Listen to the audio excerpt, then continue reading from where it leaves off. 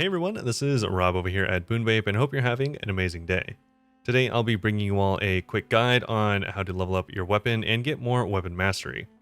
So while there are a ton of different places, I am going to be including some honorable mentions at the end. What's my favorite thing about this place is that you can use any weapon, do this at low levels, and you can do this solo. But like I did say, there are a ton of really great places to level up your weapon, and I am going to be including some honorable mentions. Make sure to jump down in the description below to see all the timestamps. Of course, as always, if you do really like the video or it does help you out at all, please make sure to leave a like and subscribe, as I really do appreciate it, and it does help the channel get noticed. So with that out of the way, let's jump into the video. So the main spot that we're going to be talking about today is going to be Deadman's Cove to the south of Monarch's Bluff. All you need to do is teleport to the Dread Scythe Shrine and head on over to the very southwest corner in Nautilus of Nunez. And as you can see here, Deadman's Cove, the 25 Elite Zone. This is definitely not a hidden area, but I haven't been here in quite some time until a company member recommended it to me. So after coming here, I was actually pleasantly surprised. As you can see, a ton of enemies spawn in this area, and it is usually uncontested. A lot of people don't come back to the spot after around level 30, as there's really no reason to unless you, of course, want to level up your weapon. And as you can see, for my weapon experience there, I'm getting a roughly at least 100 experience per enemy.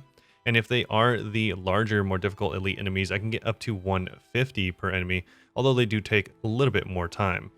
Because these enemies are only level 25, you can do this with any weapon, although of course it is going to be a little bit slower if you are using something like a life staff, or if you're getting knocked around a lot while using something like a fire staff. These enemies do have a stamina drain, and they tend to knock back quite often, so they can be pretty annoying, but if you take on just like 3 or 4 at a time, then it shouldn't be too difficult. What is also nice about this is you can do this at any level after I'd recommend level 40. Anything before that, these enemies are still going to be kind of too slow, and you'd probably be better off just doing other quests and just leveling in a group or something like that. Also, as you can see in the footage in the background, what's nice is these enemies don't really do too much damage, especially if you are level 60 like I am here.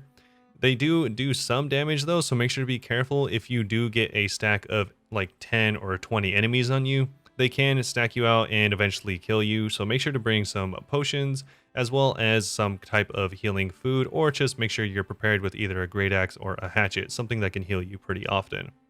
In this quick run from the start to the end of the dungeon, it only took me anywhere between 8 to 10 minutes, and I was able to get from level 8 to 12 in this little run, and I think that's pretty good. It's a lot better than most of the other spots I've tried, even in group content. So as far as the main spot that I wanted to highlight, that's going to be about it, and I really do hope that helped you out. If you are sticking around to see all of the runner-up spots that are going to be pretty good for leveling up your weapons, these are going to be spots that you can do either solo or in a group. I'm going to have a couple options here if you don't like the spot, or if it happens to be too crowded when you do go. So as far as the 3 runner-ups in the honorable mentions, if you want to get up your weapon mastery, one of the other ones that I wanted to mention that's an oldie but goldie is Boarsholm in Restless Shores to the far north. This place was heavily nerfed, but it's still actually decent for getting up your weapon mastery if you are solo and a lower level player, or if the other places that I mentioned are overrun. So for this next runner-up, I actually don't have footage for it, but again, it's going to be more boars. This is one of the most well-known skinning spots in the entire game, as it could potentially be just straight up the best place to get all of your smolder and Scarhide.